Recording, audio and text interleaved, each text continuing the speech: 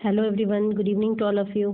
आप सभी का स्वागत है मेरे YouTube channel Gunjan Sharma biology foundation में। आज का जो अपना वीडियो है वो रिलेटेड है 9th क्लास साइंस से, जिसमें कि हम नेचुरल रिसोर्सेज चैप्टर 14 को आगे पार्ट सेकंड के फॉर्म में प्रोसीड कर रहे हैं। इस टॉपिक में इस वीडियो में हम वाटर पोल्यूशन और मिनरल रिचेस सॉइल जो टॉपिक हैं उनके ऊपर NCERT line to line explain करेंगे। ज़्यादा से ज़्यादा बेनिफिट लेने के लिए वीडियो के फुल सेशन को आप एंजॉय करें। आइए स्टार्ट करते हैं आज का वीडियो।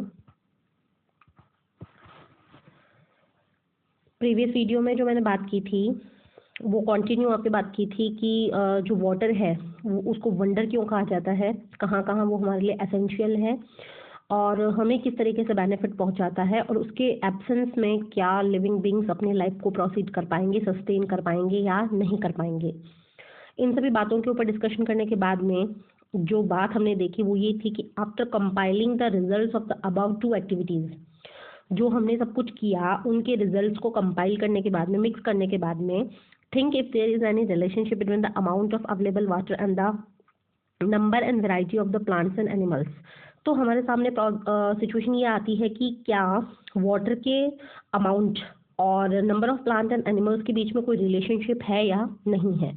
तो अभी हमने जो देखा था प्रीवियस वीडियो उसमें हमने बात की थी कि जैसे कि हम किसी डेजर्ट एरिया और किसी भी प्लेन एरिया की बात करें या फिर हम ये बात करें कि डेजर्ट जो है वो पर ईयर 5 सेंटीमीटर जो रेनफॉल ऑब्टेन करता है और प्लेन एरिया वो है जो 200 centimetre per year rainfall obtain करता है, तो जो वाटर अमाउंट होगा वो प्लेन एरिया में ज़्यादा होगा in compare to desert. Plants की कंसंट्रेशन जो है, प्लांट्स का जो नंबर है, अमाउंट है, वो प्लेन एरिया पे ज़्यादा होगा इन कंपेयर टू डेजर्ट। और आफ्टर दैट रिजल्टेंट एनिमल्स के जो नंबर है वो भी प्लेन एरिया पे ज़्यादा होगा इन कंपेयर टू डेजर्ट्स। तो रिलेशनशिप होता है, जितना ज़्यादा वाटर कंटेंट होगा उतना ही ज़्यादा वहाँ पर प्लांट्स और एनिमल्स की जो नंबर है, डाइवर्सिटी है, वो आपको इंक्रीज मिलेगी। If there is a relationship, where do you think you would find a greater variety and abundance of life in a region that receives 5 centimeter of rainfall in a year or a region that receives 200 centimeter rainfall in a year? ये question हमसे put किया गया है कि आप बताइए कि दो हमारे पास में रीजन है। एक ऐसा रीजन है जो पर ईयर 5 सेंटीमीटर रेनफॉल जो है वो रिसीव करता है, वाइस वर्सा दूसरा जो रीजन है वो 200 सेंटीमीटर रेनफॉल जो है रिसीव करता है पर ईयर। तो कहाँ पर डाइवर्सिटी एक्सट्रीम होगी, तो वो डाइवर्सिटी जो एक्सट्रीम होगी वो होगी 200 सेंटीमीटर वाले रीजन में। Find the map showing rainfall pattern in the atlas and predict which state in India would have the maximum biodiversity and which would have the least. Can we think of any way of checking whether the prediction is correct. अब क्या है कि हमें थोड़ा science को correlate करना है SST के साथ। जो भी कोई एटलस है हमारा उसे हमें ओपन करके देखना है कि हमारी जो इंडिया कंट्री है उसमें कौन सा स्टेट है जिसमें मैक्सिमम रेनफॉल होती है और क्या वहाँ पर diversity of the plants and animals भी हाई है या नहीं है। इन जो रिजल्ट्स हैं उनको हमें कंपाइल करके अपने प्रेडिक्शन को चेक करना है कि क्या हमारा प्रेडिक्शन जो है वो करेक्ट है या नहीं है। The availability of the water decides not only the number of individual of each species that are available to survive to a particular area, but it also decides the diversity of life there. पानी जितना available होगा तो number of the creature तो increase होंगे ही होंगे, diversity of life भी वहाँ पर अवेलेबल होगी। Of course the availability of the water is not the only factor that decides the sustainability of the life of region. Other factor like temperature and nature of soil also matter. तो यहाँ पर हम ये देखें कि जो कौन से ऐसे फैक्टर हैं जो लिविंग बीइंग की लाइफ को सस्टेन करते हैं, जिनके की वजह से जो है मतलब हमारी लाइफ सस्टेन होती है। तो हम देखेंगे जो फर्स्ट फैक्टर है वो फर्स्ट फैक्टर है टेम्परेचर। टेम्परेचर और टेम्परेचर के बाद में सेकंड जो फैक्टर है वो है हमारे लिए वाटर और नेक्स्ट जो है वो है type of soil. Type of soil. तो ये जो तीन फैक्टर हैं, फर्स्ट है temperature, second that water and third one is the type of the soil. These three factors are responsible which are control the number of the diversity of the creatures, जो control करेंगे कि creatures की diversity ज़्यादा होगी या फिर कम होगी। तो ये जो number of the animal and plants हैं ये किसी एक फैक्टर पे डिपेंड नहीं करते कि वाटर और टेम्परेचर इनको कंट्रोल करें। इनके साथ साथ में जो सॉइल का टाइप है, सॉइल किस प्रकार की है, इस बात पे भी निर्भर करता है कि वहाँ पे जो है ऑर्गेनिजम्स जो हैं वो कैसे होंगे, कितने होंगे। वाटर पोल्यूशन की बात करें तो water dissolve the fertiliser and pesticides. Water क्या करता है अपने साथ में, फर्टिलाइजर्स और पेस्टिसाइड्स को क्या करता है, डिजोल्व कर लेता है, that we use on our farm, और इन केमिकल्स को हम अपने खेतों में यूज करते हैं। So some percentage of these substance are wash into the water body.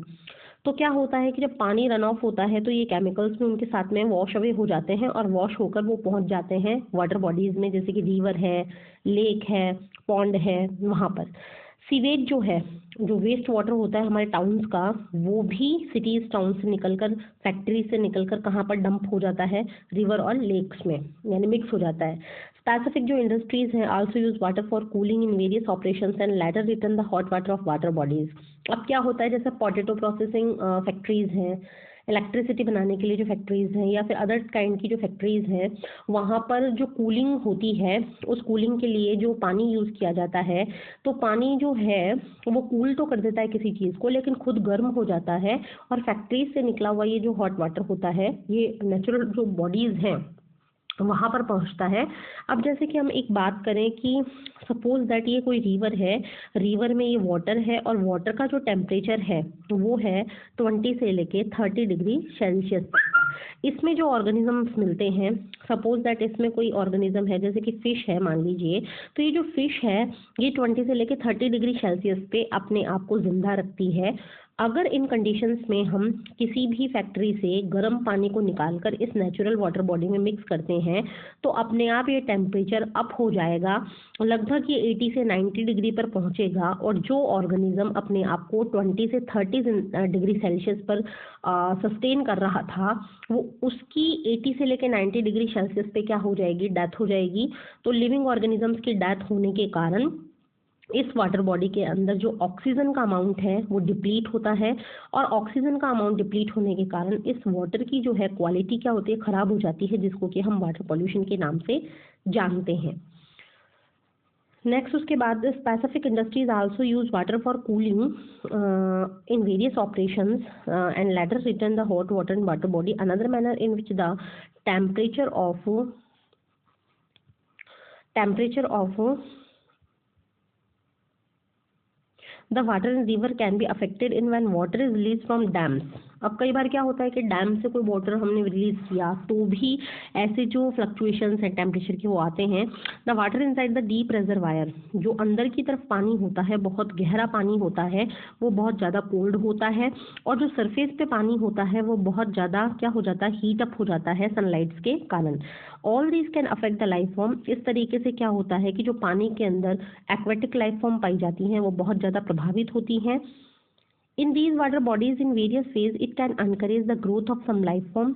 इससे क्या होता है कि जो ऑर्गेनिजम्स ज़्यादा टेम्परेचर को सहन कर पाते हैं उनकी तो ग्रोथ होती है, और बाकी लाइफ फॉर्म्स को क्या पहुंचती है, हार्म यानी कि नुकसान पहुंचता है।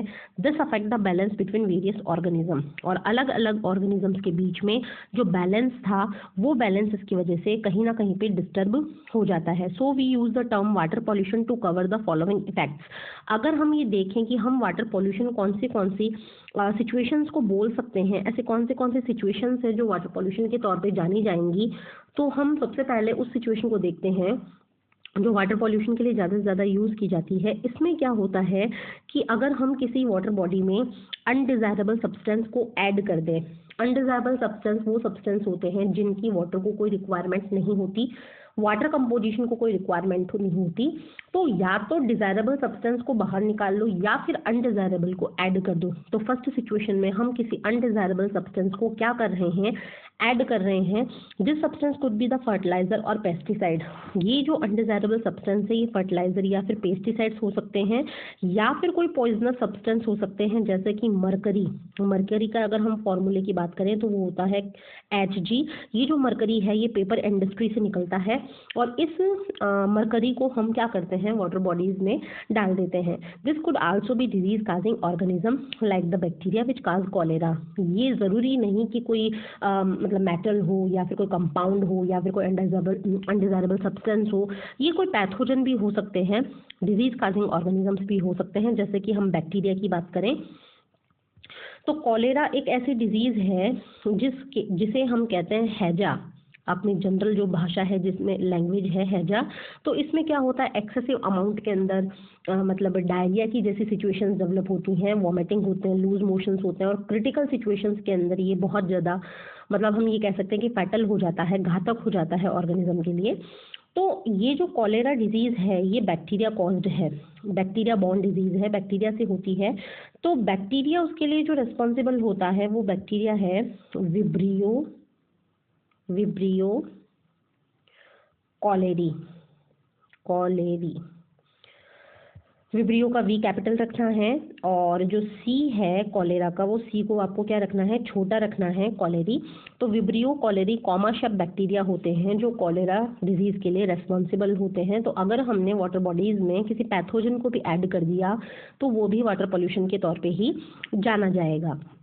नेक्स्ट जो सेकंड सिचुएशन है वो है the removal of desirable substance. ज़रूरी नहीं कि हम अनडिज़ायरेबल को ऐड करें, अगर हमने उसमें से डिज़ायरेबल निकाल लिया तो भी वो वाटर पोल्यूशन है। जैसे कि डिज़ोल्व ऑक्सीजन जो होती है वो एनिमल और प्लांट्स के लिए बहुत ज़रूरी होती है। अगर हम इस अमाउंट में कोई भी चेंज करते हैं या उसके अमाउंट को रिड्यूस कर देते हैं तो ये है जो एक्वेटिक ऑर्गेनिजम्स के ऊपर एडवर्स इफेक्ट डालता है। Other nutrients could also be depleted for the water body, और बाकी के न्यूट्रिएंट्स भी क्या होते हैं, वाटर बॉडी में से कम हो जाते हैं। थर्ड, अभी अभी हमने टेम्परेचर की बात की थी। अगर हम टेम्परेचर में चेंज करते हैं तो ऑर्गेनिजम्स जो हैं वो बहुत कम रेंज को सहन कर पाते हैं, और जैसे ही टेम्परेचर बदलता है उनके ऊपर क्या होते हैं, डेंजरस इफेक्ट्स आते हैं, जिनके वजह से उनके एग्स और जो लार्वी हैं उनकी क्या होती है, समय से पहले ही वो डीनेचर हो जाता है, रप्चर हो जाते हैं, जिनसे कि उनकी डाइवर्सिटी के ऊपर नेगेटिव इफेक्ट आते हैं। तो ये जो सारे इफेक्ट्स थे फर्स्ट सेकंड थर्ड, इनको हम इंक्लूड करते हैं वाटर पोल्यूशन के अंतर्गत। जो हमारे ब्लू क्वेश्चंस आते हैं, ब्लू क्वेश्चंस की बात करें तो पहला क्वेश्चन है why do organism need water, because all over chemical activities takes place in the water medium in our body. तो इसीलिए हमें किसकी आवश्यकता होती है, पानी की। सेकंड क्वेश्चन है what is the major source of fresh water in the city town village. तो जो सिटी है उसके अंदर तो मतलब हम ये देख सकते हैं, सिटी और टाउन के अंदर तो डैम हो सकता है, विलेजेस के अंदर रिवर पॉन्ड लेक हो सकते हैं। इस तरीके से आप कुछ भी लिख सकते हैं इसमें। थर्ड क्वेश्चन है do you know of any activity which may be polluting the water sources. Water sources को कौन सी एक्टिविटी जो है वो मतलब कर रही है। तो इसमें आपको एक एक्टिविटी का नाम लिखना है, तो इसमें आप इंडस्ट्रीज भी लिख सकते हैं। तो इंडस्ट्रीज क्या कर रही हैं, जैसे पेपर इंडस्ट्री है, पेपर इंडस्ट्री जो है मरकरी जो है उनको रिलीज कर रही है। इलेक्ट्रिकल जो है डैम जो बना रखा है, इलेक्ट्रिसिटी जनरेट कर रहे हैं, उससे टेम्परेचर में इफेक्ट आ रहा है। इस तरीके से आप अपने कोई भी एक एक्टिविटी इसमें लिख सकते हैं। नेक्स्ट हम आते हैं mineral riches in the soil. Soil is an important resource that decide the diversity of life in an area, but what is the soil and how it is formed? सबसे पहले हमें ये पता लगाना है कि सॉइल जो है एक प्रकार की नेचुरल रिसोर्सेज है, और इसको कैसे बनाया जाता है, ये बनती कैसे है। जो आउटर मोस्ट लेयर होती है अर्थ की, उसको हमें नाम देना है क्रस्ट। जो क्रस्ट होता है, क्रस्ट का मतलब है आउटर मोस्ट लेयर। ये जो क्रस्ट होती है इसके अंदर बहुत सारे मिनरल्स पाए जाते हैं और बहुत सारे न्यूट्रिएंट्स भी इसमें पाए जाते हैं। लेकिन ये जो मिनरल और न्यूट्रिएंट हैं ये इंडिपेंडेंट नहीं होते, ये बिल्कुल अपने आप में अलग नहीं होते, बल्कि ये बाउंड अप रहते हैं, मिले हुए रहते हैं। किनके साथ में, रॉक्स के साथ में, चट्टानों के साथ में। Over a long period of time, thousands or millions of years, the rocks at or near the surface of Earth are broken down by various physical, chemical and some biological processes. कई सौ सालों के बाद में ये जो बड़ी बड़ी चट्टानें होती हैं ये टूटती हैं, और टूटने का कारण फिजिकल, केमिकल या फिर कुछ बायोलॉजिकल हो सकता है। इनके टूटने के कारण जो एंड प्रोडक्ट होता है वो पार्टिकल्स के रूप में जमा हो जाता है, और उसे हम सॉइल कहते हैं। तो सॉइल बनाने के लिए बहुत सारे फैक्टर्स रिस्पॉन्सिबल होते हैं। पहला जो फैक्टर है वो है सन। क्या होता है कि जो सन है, दिन के समय सनलाइट के कारण ये रॉक्स क्या हो जाती हैं, गर्म हो जाती हैं, और गर्म होकर एक्सपैंड होती हैं, अपनी शेप को इंक्रीज करती हैं। नाइट में सनलाइट की एब्सेंस के कारण ये चट्टानें कूल डाउन होती हैं और वापस से अपने शेप को कम करके कंट्रैक्ट होती हैं। लेकिन चूंकि सारे पार्ट एक साथ में एक्सपैंड नहीं होते और एक साथ में कंट्रैक्ट नहीं होते, तो कहीं कहीं पर इस अनइवन कूलिंग और हीटिंग के कारण क्रैक्स बन जाते हैं, दरारें बन जाती हैं, और फाइनली जो वो बड़ी चट्टान थी वो छोटे छोटे पीसेस में कन्वर्ट हो जाती है। नेक्स्ट जो इसके अंदर हम फैक्टर देख रहे हैं वो है वाटर। तो वाटर भी कहीं ना कहीं सॉइल बनाने के लिए रिस्पॉन्सिबल होता है। हम ये कह सकते हैं कि जो वाटर है ये क्रैक्स के अंदर एंटर होगा और वहां पर जाकर अगर ये किसी कारण से क्या हो जाए, फ्रीज हो जाए, तो जो क्रैक बनी हुई थी उसको ये क्या कर देगा, वाइडन कर देगा, चौड़ा कर देगा, जिससे कि ये जो बड़ी बड़ी ह्यूज रॉक्स हैं वो कन्वर्ट हो जाएंगे स्मॉल पार्टिकल्स में। नेक्स्ट, जो तेजी से बहने वाला वाटर होता है, बहुत तेजी से बहता हुआ पानी जो होता है अपने साथ में क्या करता है, चट्टानों को बहा कर लाता है, जिससे कि जो ये रॉक्स होती हैं, बड़े बड़े पत्थर होते हैं, एक दूसरे के साथ में रब करते हैं और रब करने से क्या होता है, जो बड़ी बड़ी चट्टानें हैं वो छोटे छोटे पार्टिकल्स में कन्वर्ट होती हैं और सैंड बन जाती है और पानी के कारण अपनी ओरिजिनल प्लेस से बहुत दूर जाकर ये अपने पाथ में जम जाती हैं।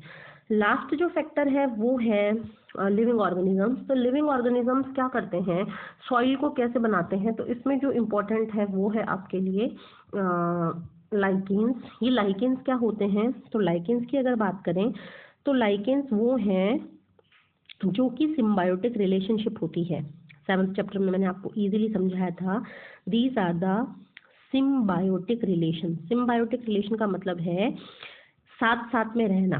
तो ये सिम्बायोटिक रिलेशनशिप किसका होता है, एल्गी का, और एल्गी के साथ में कौन पाई जाती है, फंगी। एल्गी और फंगी जो है एक दूसरे का बेनिफिट करते हुए एल्गी से फंगी को रेडीमेड फूड मिलता है और फंगी जो है मिनरल और वाटर देती है एल्गी को। तो ये जो इनका रिलेशनशिप है ये जाना जाता है लाइकेन के नाम से।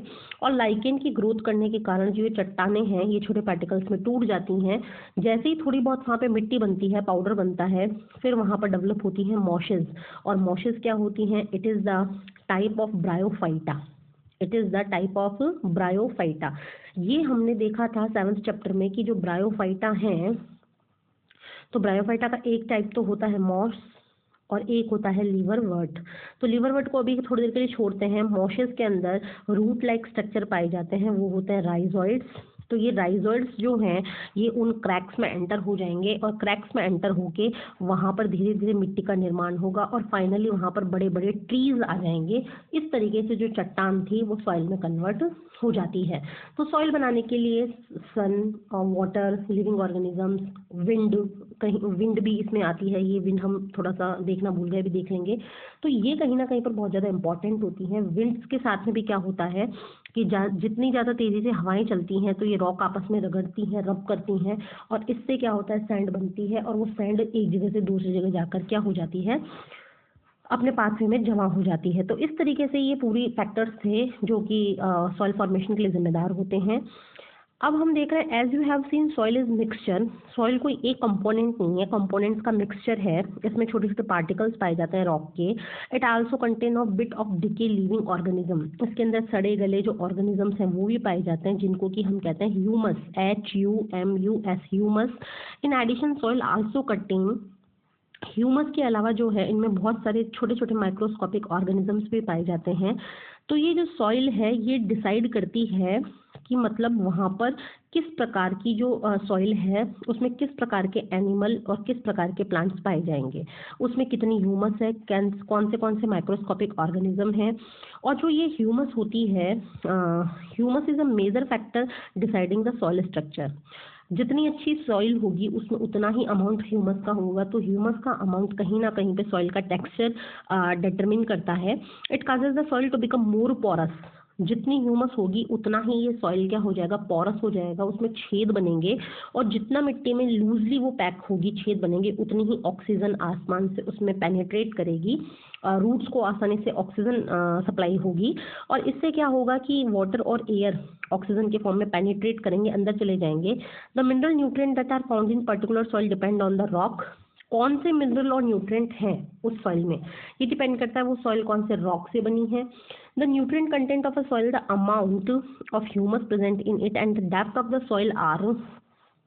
तो अगर हम देखें कि जो मतलब ये किस तरीके के मतलब उसमें होंगे, कौन से ऑर्गेनिजम्स होंगे, ये डिपेंड करता है कि उसमें कौन सा मिनरल है। और मिनरल किस बात पे डिपेंड करेगा कि वो सॉइल कौन से रॉक से बनी है। दस the top most layer of soil and contain humus. तो सॉइल की वो टॉप मोस्ट लेयर जिसमें ह्यूमस होती है, माइक्रो ऑर्गेनिजम्स होती हैं, और उसको हम कहते हैं टॉप सॉइल। जो ऊपर वाली सॉइल होती है उसको हम कहते हैं टॉप सॉइल। और टॉप सॉइल की क्वालिटी जो है वो इम्पॉर्टेंट फैक्टर है बायोडाइवर्सिटी को काउंट करने में।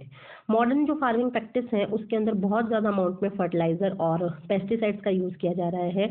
ये जो सब्सटेंस हैं ये टॉप मोस्ट सॉइल को डिस्ट्रॉय करते हैं, सॉइल स्ट्रक्चर को डिस्ट्रॉय करते हैं, माइक्रो ऑर्गेनिजम्स को किल कर देते हैं, न्यूट्रिएंट्स का जो रिसाइकल है उसको रोक देते हैं। It also kill the earthworm जो कि फार्मर फ्रेंड होता है और ह्यूमस बनाता है, उसको भी ये क्या करते हैं, हार्मफुल इफेक्ट्स पहुंचाते हैं, किल कर देते हैं। फर्टाइल सॉइल जो है वो बिल्कुल जल्दी से किस में कन्वर्ट हो जाती है, बैरन। बैरन मतलब बंजर हो जाती है। और इस तरीके से बंजर हो जाने के कारण, इनफर्टाइल हो जाने के कारण it's sustainable practice are not follow.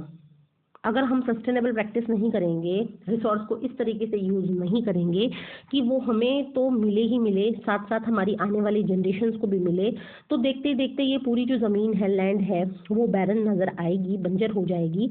और यूज़फुल जो कंपाउंड्स हैं, कंपोनेंट्स हैं सॉइल के, उनको हटा देने से और ऐसे सब्सटेंस मिला देने से जिनसे कि एडवर्सली अफेक्ट हो fertility of the soil, organisms की डेथ हो, तो उसको हम कहते हैं सॉइल पॉल्यूशन। और हम देखेंगे सॉइल पोल्यूशन जो है वो किस तरीके से बढ़ता जाएगा। तो जो सॉइल है उसको हम देख रहे हैं आज ही, इसको बनने में बहुत लंबा टाइम लगा है, कई 100 साल लगे हैं। कई सारे ऐसे फैक्टर हैं जो सॉइल को बनाने में हेल्पफुल होते हैं। और सॉइल जो है वो अलग अलग प्लेस में अलग अलग प्रकार की होती है। द फाइन पार्टिकल सॉइल में कैरीड अवे, अगर पानी, बहता हुआ पानी है, उड़ती हुई हवा है, वो अपने साथ में इनको उड़ा कर ले जाती है और इस प्रोसेस को हम कहते हैं सॉइल इरोजन। तो जब एक जगह की सॉइल दूसरी जगह पहुंच जाती है तो वो कहलाती है सॉइल इरोजन। तो सॉइल इरोजन भी एक तरीके से मतलब बहुत ज़्यादा हार्मफुल होता है। तो रूट्स ऑफ प्लांट्स जो हैं वो इम्पॉर्टेंट होते हैं सॉइल इरोजन को रोकने के लिए। अगर हमें सॉइल इरोजन रोकना है तो हमें ज़्यादा से ज़्यादा अफॉरेस्टेशन या फॉरेस्टेशन की प्रोसेस अपनानी चाहिए। The large scale deforestation that is happening all over the world not only destroy biodiversity, it also lead to soil erosion। जितने ज़्यादा पेड़ काटे जाएंगे तो बायोडाइवर्सिटी तो कम होगी ही होगी, साथ साथ में जो टॉप मोस्ट सॉइल है जिसको हम टॉप सॉइल कह रहे हैं उसका भी इरोजन होगा। तो हमें डिफॉरेस्टेशन को रोकना है और एफॉरेस्टेशन को बढ़ाना है। Top soil that is bare of vegetation is likely to be remove very quickly. ऐसी टॉप सॉइल जिसके ऊपर कोई वेजिटेशन नहीं है वो आसानी से रिमूव की जा सकती है। और ये ऐसी जो प्रोसेस होती है बहुत तेज़ी से होती है हिली और माउंटेन एरिया में। तो इसलिए हमें क्या करना है कि जो प्रोसेस है ये सॉइल इरोजन की उसको हम रिवर्स नहीं कर सकते। नेचुरल रिसोर्सेज, सॉइल एक ऐसा रिसोर्स है जिसको बनने में बहुत सारे साल लगेंगे। तो हम ये चाहते हैं कि अगर हमें सॉइल इरोजन रोकना है तो ज़्यादा से ज़्यादा जो सरफेस है वो वेजिटेशन से कवर करनी है, ज़्यादा से ज़्यादा अफॉरेस्टेशन हमें करना है। How is soil form? तो soil form by the 4 factors. Number 1 sun, water and wind and living organisms. थोड़ा बहुत आप इनको एक्सप्लेन कीजिएगा। Second question, what is the soil erosion? When top most soil transfer by the help of the wind और water, this is called the soil erosion. What are the methods of preventing the reduced soil erosion? Soil erosion को रोकने के लिए हमें क्या करना है? हमें बहुत ज़्यादा अमाउंट में अफॉरेस्टेशन की प्रक्रिया अपनानी है, वेजिटेशंस को डेवलप करना है। ये हम इसमें यहाँ पर लिख सकते हैं। तो इस तरीके से ये जो मतलब कंसेप्ट थे वाटर पोल्यूशन से रिलेटेड और मिनरल सॉइल से रिलेटेड, ये मैंने आपके सामने क्लैरिफाई किए हैं। आपका कंसेप्ट क्लियर हुआ होगा, कंफ्यूजन्स दूर हुए होंगे। नेक्स्ट जो बातें होंगी वो नेक्स्ट वीडियो में हम इस चैप्टर से रिलेटेड करेंगे। वीडियो को ज़्यादा से ज़्यादा लाइक शेयर करें और अपने दोस्तों के साथ में इसको शेयर करें ताकि सबको इसका बेनिफिट मिल सके। अपने जो भी फीडबैक्स हैं वो कमेंट सेक्शन में लिखना ना भूलें। तब तक के लिए हैव अ नाइस डे।